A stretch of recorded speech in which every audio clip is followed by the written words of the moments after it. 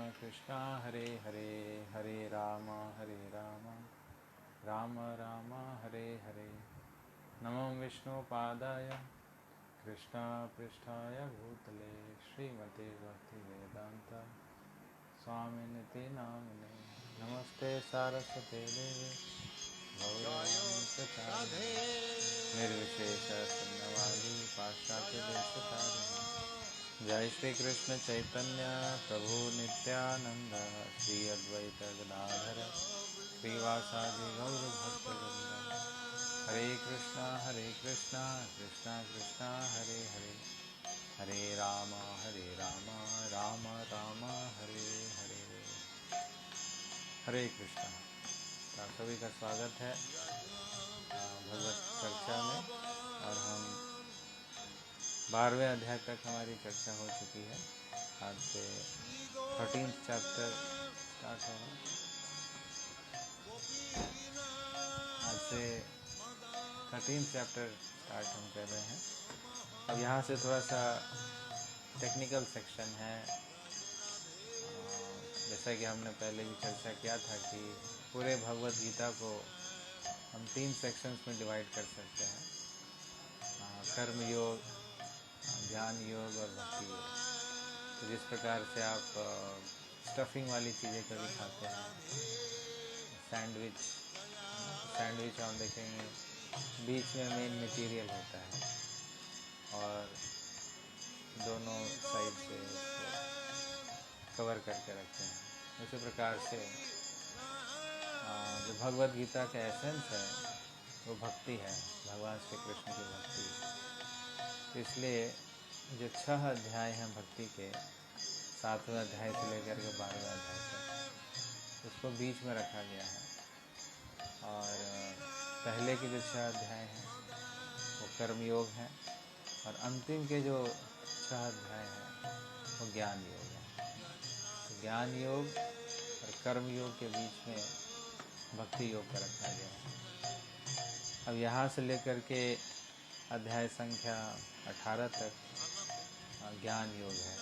ज्ञान का मतलब क्या है कि जिस स्थान में हम रह रहे हैं, ये जो भौतिक जगत है वो कैसा है, उसके क्या लक्षण हैं, वो किस प्रकार से एक्ट करता है, उसकी कैसी फंक्शनिंग है, ये सारी बातें जो है आगे के 6 अध्याय में बताई गई हैं।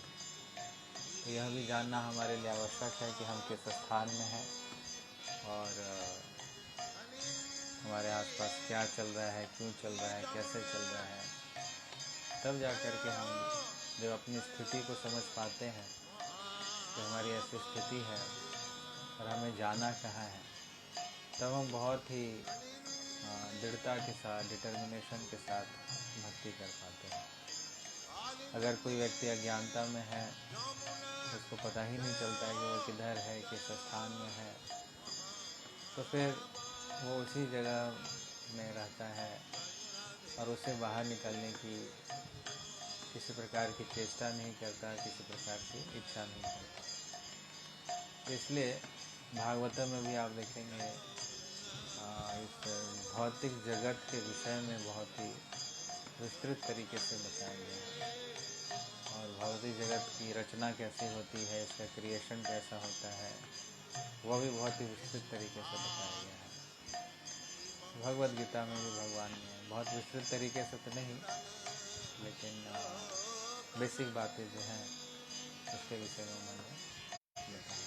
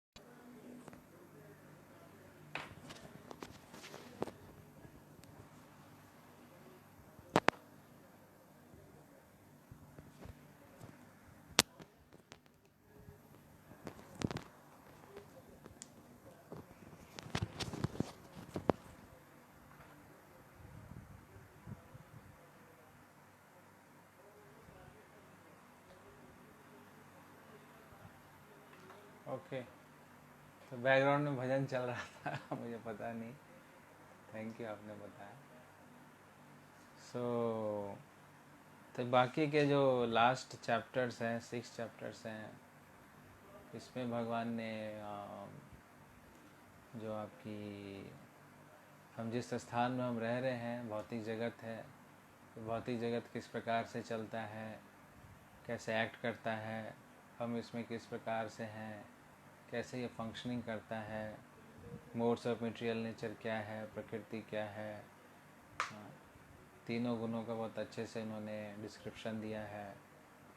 फिर ऊर्ध्वमूलम अधः शाखम जो 15वां अध्याय है, उसमें भौतिक जगत किस प्रकार से है, और लोग जो यहाँ पे रहते हैं वो किस किस प्रकार के गुण क्या होते हैं, आसुरी गुण क्या होते हैं ना, ऐसे ऐसे करके इधर की बातें इधर ज़्यादा बतलाई गई है ना, इस 6 अध्याय में। इससे पहले वाले जो 6 अध्याय थे उसमें भक्ति योग के बारे में, विषय में, भगवान के विषय में, भगवान की भक्ति के लिए क्या क्या गुण आवश्यक है उसके विषय में, डिवोशन के ऊपर, भक्ति योग के ऊपर भगवान ने बहुत ही विस्तृत तरीके से 6 अध्याय में बतलाया था। और जो पहले के 6 अध्याय थे उसमें हमें किस प्रकार से अपने टेंडेंसीज़ को इंगेज करना है, कर्म को किस प्रकार से करना है, तो उसको कर्मयोग कहा गया। तो पहले 6 अध्याय कर्मयोग में था, बाकी 6 अध्याय भक्ति योग में था, और अंतिम के जो 6 अध्याय है उसको ज्ञान योग में कहा जाता है। तो आज से ये 13वां अध्याय हम शुरू करेंगे, और इसका नाम है nature, the enjoyer and the consciousness.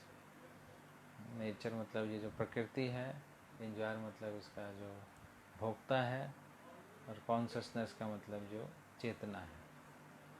तो इसके विषय में यह अध्याय है। तो श्लोक की शुरुआत जो है अर्जुन से हो रही है। अर्जुन कहते हैं, अर्जुन उवाच प्रकृतिम पुरुषं चैव क्षेत्रं क्षेत्रज्ञमेव च एतद्वेदितुमिच्छामि ज्ञानम ज्ञेयं च केशव। अब अर्जुन की इच्छा हो रही है कि अभी तक तो आपने भक्ति योग के विषय में बतला दिया, लेकिन जिस स्थान में हम रह रहे हैं उसके विषय में भी आप बतलाइए, ताकि इस स्थान से हम उस तरफ और उस चेतना को किस प्रकार से विकसित करें, जिस चेतना के विषय में आपने अभी बतलाया है। तो उनकी क्या जिज्ञासा है कि आप मुझे बतलाइए प्रकृतिम, कि प्रकृति क्या है, पुरुषम, पुरुषम मतलब जो इसके भोक्ता है उनके विषय में, क्षेत्रम, क्षेत्रम का मतलब जो फील्ड है, क्षेत्रज्ञ जो उस फील्ड के विषय में जानता है, जानता है उस फील्ड को, क्षेत्र को। तो क्षेत्र मतलब जो फील्ड है, क्षेत्रज्ञ मतलब जो उस फील्ड का ज्ञाता है। प्रकृतिम जो प्रकृति है, पुरुष जो उसका भोक्ता है। तो प्रकृति क्या है, प्रकृति का वास्तविक भोक्ता कौन है, क्षेत्र क्या है और क्षेत्रज्ञ क्या है, तो इस विषय में मुझे जानने की इच्छा है, ऐसा अर्जुन की जिज्ञासा है। तो उसी में भगवान अगले श्लोक में इसका उत्तर दे देते हैं। श्री भगवानुवाच इदं शरीरं कौन्तेय क्षेत्रमित्यभिधीयते एतद्यो वेत्ति तं प्राहुः क्षेत्रज्ञ इति तद्विदा। भगवान कहते हैं कि यह जो शरीर है वही क्षेत्र है, और जो इस शरीर को जानता है वो क्या है, क्षेत्रज्ञ है।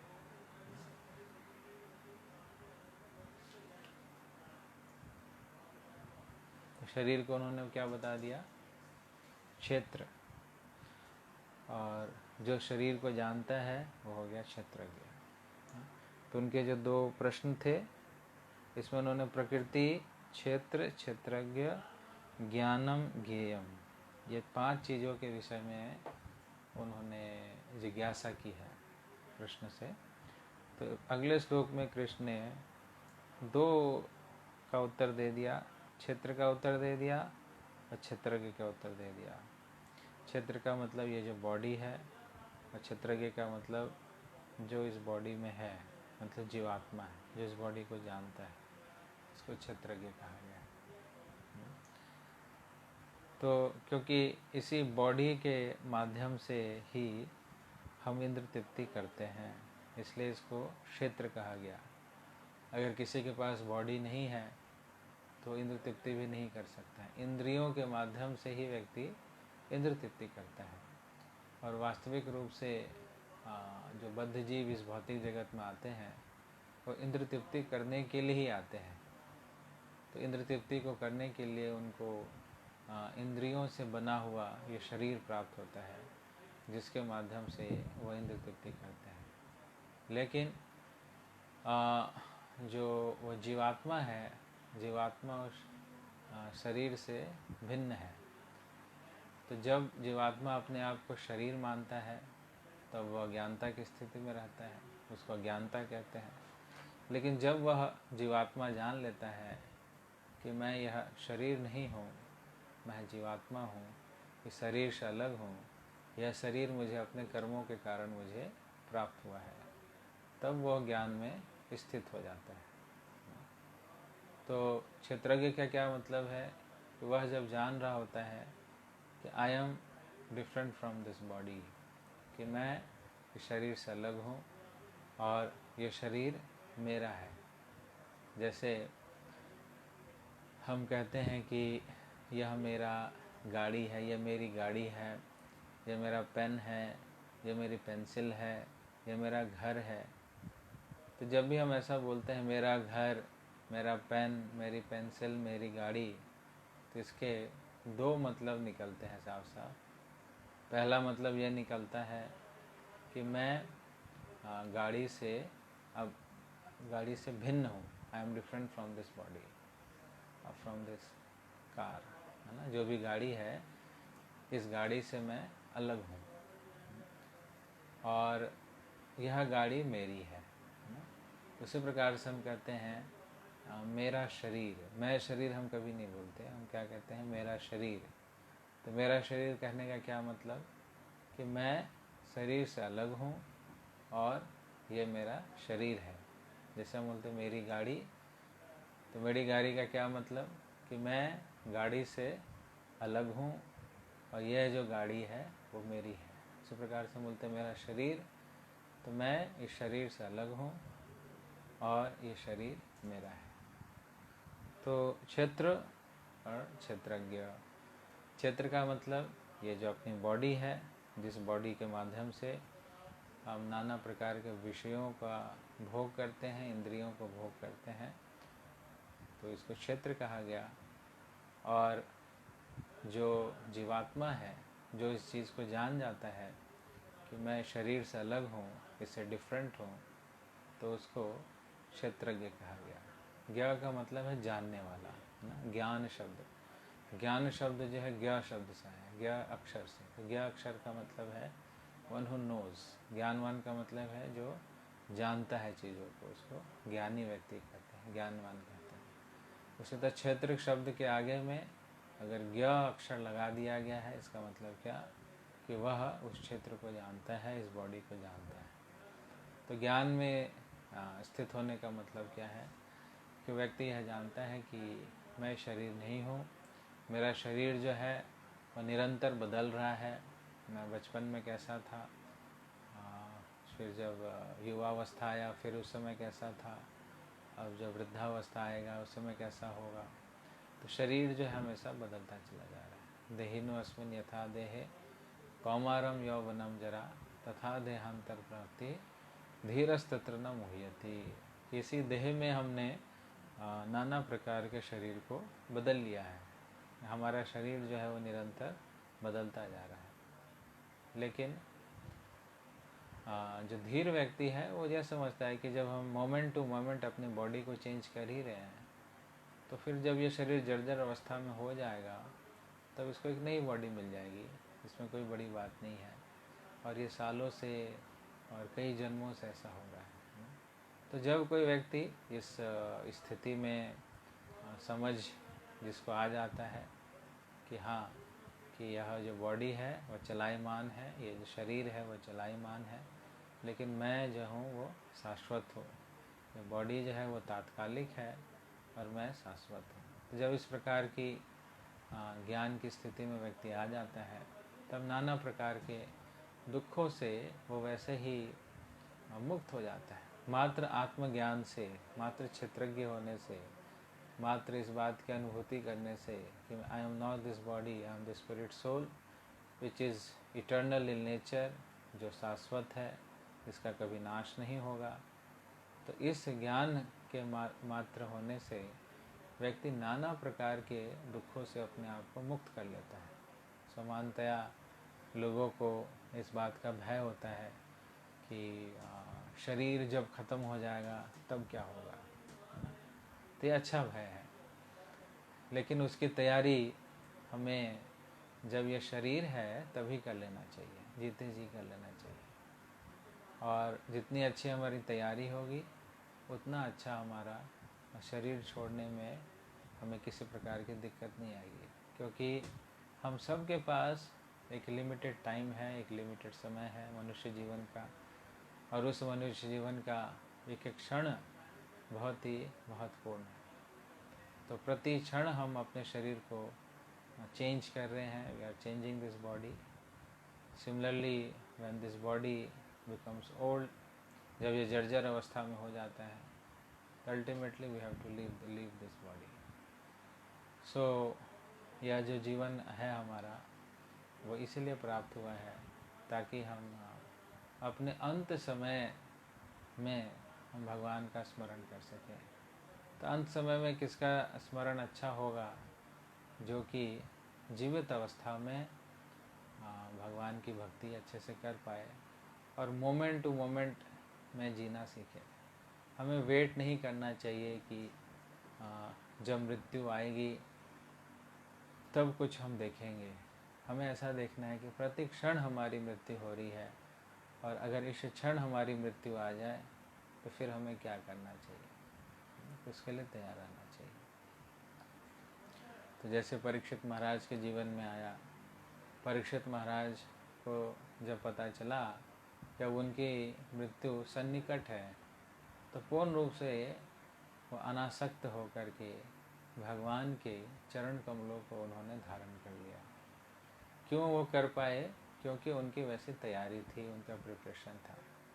लेकिन जिसका प्रिपरेशन नहीं होता है, जिसकी तैयारी नहीं होती है, तो उसके लिए बहुत ही कष्टदायक होता है, क्योंकि जीवन भर उसने बहुत सारी अटैचमेंट्स को क्रिएट कर लिया है। तो जितना ज़्यादा हम अटैचमेंट्स को क्रिएट कर लेते हैं, हमारा जो लिविंग प्रोसेस है, इस भौतिक जगत को छोड़ने का जो प्रक्रिया है, या इस शरीर को छोड़ने का जो प्रक्रिया है, वो बहुत ही डिफ़िकल्ट हो जाता है। It becomes very difficult to leave this body. लेकिन जिसने पहले से ही सब छोड़ के डिटैच तरीके से रह रहा है, तो उसके लिए अंत में छोड़ना बहुत इजी रहता है। इसलिए भगवान इनिशियली शुरुआत से ही डिटैचमेंट की शिक्षा दे रहे हैं, है ना। असंग शस्त्रेण दृढ़ेन चित्वा, कि यह जो भौतिक आसक्तियां हैं वो असंग से समाप्त होता है। असंग का मतलब है डिटैचमेंट से ही। असंग रूपी शस्त्र वो दृढ़ेन चित्वा, बहुत ही दृढ़ता के साथ उसको चित्वा का मतलब है उसको काटा जाता है। तो असंग रूपी कुल्हाड़ी से, डिटैचमेंट रूपी कुल्हाड़ी से ही हम इस भौतिक बंधन को काट सकते हैं। तो डिटैचमेंट किस प्रकार से डेवलप होगी? पहले तो अटैचमेंट्स को कम करने का प्रयास करना चाहिए। अटैचमेंट कैसे कम होता है? अटैचमेंट कैसे होता है? अटैचमेंट का मतलब है कि उस चीज़ से जब हमें आसक्ति हो जाती है, तो किसी भी चीज़ से हमें आसक्ति कैसे होती है? जब उस चीज़ का इस्तेमाल अपनी इंद्र तृप्ति के लिए हम करते हैं, तो उससे हमें आसक्ति हो जाती है। जैसे मान लीजिए आपका मोबाइल फ़ोन है, तो मोबाइल फ़ोन से हम जितना इंद्र तृप्ति करेंगे उतना ज़्यादा हमारा इसमें अटैचमेंट हो जाता है। और जैसे ही आपका मोबाइल चोरी होती है या गुम हो जाता है या आपकी आंखों से ओझल हो जाता है, तो आपको एक दुख की अनुभूति होती है। तो जिस डिग्री में हमारी अटैचमेंट होती है उसी डिग्री में हमें दुख की अनुभूति होती है। तो इसी प्रकार से हम सबको इस शरीर से इतनी अटैचमेंट क्यों है ना? आप देखेंगे सबको सबसे ज़्यादा प्रिय उसका अपना शरीर होता है ना? अगर कोई दुर्घटना घटे, कुछ इमरजेंसी आए, तो व्यक्ति अपने शरीर को पहले प्रोटेक्ट करता है, बाकी शरीरों को वो प्रोटेक्ट नहीं करता, वो अपने शरीर को प्रोटेक्ट करता है। इसका कारण क्या है? इसका कारण है उसका डीप अटैचमेंट। किसके साथ? इस शरीर के साथ। तो क्यों यह डीप अटैचमेंट कैसे उसका डेवलप हुआ? क्योंकि इस शरीर से उसने नाना प्रकार के विषयों को भोगा है। तो जिस चीज़ से, जिस माध्यम से हम विषयों को भोगते हैं, उससे हमारी आसक्ति हो जाती है ना। तो जैसे शरीर से आसक्ति इसलिए क्योंकि इसके माध्यम से हमने विषयों को ग्रहण किया है, भोगा है, इसलिए इससे हमें अटैचमेंट है। उसी प्रकार से जिन वस्तुओं से हम इंद्र तृप्ति करते हैं, उस वस्तुओं से हमारी अटैचमेंट हो जाती है। जिन व्यक्तियों से हमारी इंद्र तृप्ति होती है, उन व्यक्तियों से हमारी अटैचमेंट हो जाती है ना। तो जिस समाज से हम इंद्र तृप्ति करते हैं, उस समाज से हमारी अटैचमेंट हो जाती है। जिस देश से हम इंद्र तृप्ति करते हैं, उस देश से हमारी अटैचमेंट हो जाती है। तो मूल अटैचमेंट का जो फॉर्मूला है वो यही होता है कि जब हम अपने इंद्रियों को संतुष्ट करते हैं, भोगते हैं, जिसके माध्यम से भोगते हैं, तो वह हमारे अटैचमेंट का कारण बन जाता है, उससे हम अटैच हो जाते हैं। तो फिर डिटैचमेंट कहाँ से आएगा? डिटैचमेंट आता है कि जब हम कृष्ण से आसक्त होते हैं, तो फिर सारी चीज़ों से डिटैचमेंट हो जाती है। वासुदेव भक्ति भक्ति योग प्रयोजिता जनयति आसु वैराग्यम ज्ञानम च यदा है तो कम। अगर कोई वासुदेव की भक्ति में लग जाता है, भगवान श्री कृष्ण से आसक्त हो जाता है, तो फिर बाकी चीज़ों से स्वाभाविक रूप से वो अनासक्त हो जाता है। कृष्ण आसक्ति से ही विषयों से अनासक्ति होती है। अगर किसी की कृष्ण से आसक्ति नहीं है तो विषयों से अनासक्ति उसके लिए असंभव है। तो बिना कृष्ण की आसक्ति से विषयों से अनासक्ति करना एक बहुत मुश्किल है, इट्स वेरी डिफ़िकल्ट। तो कृष्ण से जब हम अटैच होने लगते हैं, अटैच कैसे होते हैं? भक्ति के विधियों को अच्छे से दृढ़ता के से पालन करने से स्वाभाविक रूप से हमारी कृष्ण के प्रति आसक्ति उत्पन्न होती है और भौतिक जो हमारी आसक्ति है वो कटना शुरू हो जाता है। तो ज़बरदस्ती अगर हम भौतिक आसक्तियों को काटते हैं तो फिर हमें बहुत दुख होगा, बहुत पेन होगा और हो सकता है कि उन आसक्तियों में हम पुनः लग जाएं। इसलिए हमें वो तरीका नहीं अपनाना है। हमें क्या तरीका अपनाना है? जो कि भगवान गीता में कहते हैं, जो शहीद का मतलब है कि जो भी आपकी आसक्तियां हैं, उन सब आसक्तियों को भगवान की सेवा में जोड़ना चाहिए। जैसे शरीर से हमारी बहुत आसक्ति है, तो शरीर को भगवान की सेवा में जोड़ना चाहिए। अपना श्रृंगार करने की बहुत आसक्ति है, तो कृष्ण का बहुत अच्छे से श्रृंगार करना चाहिए। खुद हमें अच्छे अच्छे खाने की आसक्ति है, तो कृष्ण को हमें अच्छे से भोग लगा के खिलाना चाहिए। अपने बच्चों से बहुत आसक्ति है, तो बच्चों को भी कृष्ण की सेवा में लगाना चाहिए। अपनी पत्नी से बहुत आसक्ति है, तो अपनी पत्नी को कृष्ण की सेवा में लगाना चाहिए। अपने देश से बहुत आसक्ति है, तो पूरे देश में प्रचार करना चाहिए। अपने समाज से आसक्ति है, तो अपने समाज में कृष्ण नाम का, भगवान की भक्ति का प्रचार करना चाहिए। तो इस रूप से हमारी अनासक्ति उत्पन्न होती है। ज़बरदस्ती अगर हम कट करते हैं और भगवान से नहीं जोड़ते हैं, बस डिटैच रहते हैं और अटैच नहीं होते हैं कृष्ण के साथ, तो फिर हम बहुत ही ड्राई बन जाते हैं, बहुत ही सूखे बन जाते हैं और फिर हमारी अटैचमेंट और बढ़ जाती है। अटैचमेंट कम होने के बजाय अटैचमेंट और बढ़ जाती है। तो इसीलिए अगर किसी को वास्तविक रूप से डिटैच होना है, then he should be attached to Krishna consciousness. उसको जितनी आसक्ति होगी कृष्ण कॉन्शियसनेस से, भगवान से, उतनी तेज़ी से उसको भौतिक जगत में अनासक्ति हो जाएगी। क्यों हो जाएगी, कैसे हो जाएगी? क्योंकि कृष्ण खुद कहते हैं कि रसवर्जम अपि रसरज परम दृष्टवा निवर्तते, कि जो परम दृष्टवा, जब हमें हायर टेस्ट की अनुभूति होती है तब हम लोअर टेस्ट को आसानी से छोड़ सकते हैं। तो भौतिक आसक्ति जो है वो लोअर टेस्ट है और भगवान की जो भक्ति है वो हायर टेस्ट है। तो जब हम हायर टेस्ट को ग्रहण करेंगे तो निश्चित रूप से ये हमारी भौतिक आसक्तियाँ कम होने लगती हैं। तो इस प्रश्न का उत्तर भगवान ने दिया कि क्षेत्र का मतलब क्या है, क्षेत्रज्ञ का क्या मतलब है। क्षेत्र का मतलब है यह शरीर, यह बॉडी, जिसके माध्यम से हम इंद्र तृप्ति करते हैं। और जो उस क्षेत्र को जानता है, जो उस बॉडी को जानता है, उसको क्षेत्रज्ञ कहा गया है। इसका मतलब जो जीवात्मा है उसको क्षेत्रज्ञ कहा गया है और क्षेत्र इस शरीर को कहा गया है। तो आगे की चर्चा हम अगले क्लास में करेंगे। तो क्षेत्र और क्षेत्रज्ञ से किसी का कोई प्रश्न है, अटैचमेंट डिटैचमेंट, इससे किसी कोई प्रश्न है तो कमेंट सेक्शन में पूछ सकते हैं।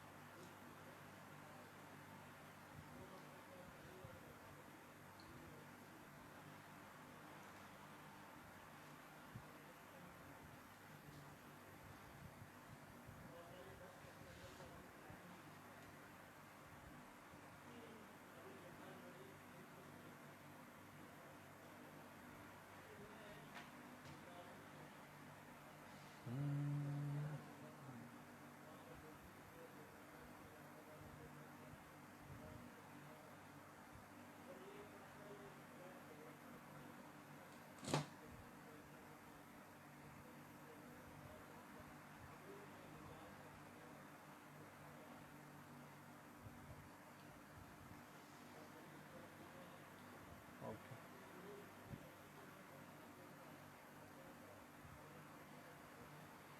ओके, ठीक है, कोई प्रश्न है तो बाद में भी आपको कोई प्रश्न हो तो आप इस सेक्शन में आप भेज सकते हैं।